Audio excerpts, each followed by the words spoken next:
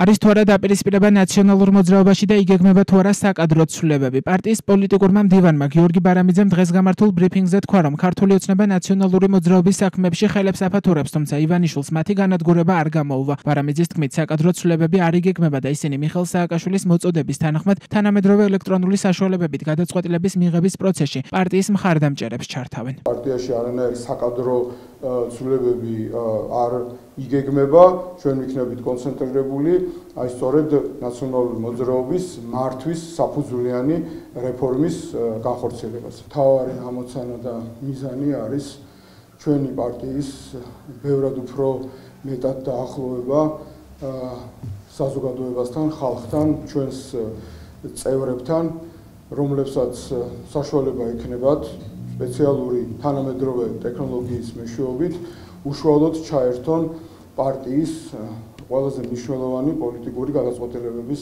მიღების პროცესში. გუშინ საქართველოს მესამე პრეზიდენტმა მიხეილ სააკაშვილმა საკუთარ Facebook გვერდზე დაწერა, რომ ივანიშვილის პარტია ნაციონალური მოძრაობის თავმჯდომარეობიდან თინა ბოკუჩავას ჩამოცილების მიზნით მის პარტიაში ხელებს აფათურებს. სააკაშვილმა ნაციონალური მოძრაობის წევრებს მოუწოდა არ აყვნენ ოცნების მაქინაციებს. თავად თინა ბოკუჩავა აცხადებს, რომ ახლა მთავარი ოპოზიციის ერთიანობაა, თუმცა კითხვას ვინ არის ის, ვინც ამერთობას აზიანებს, არ პასუხობს.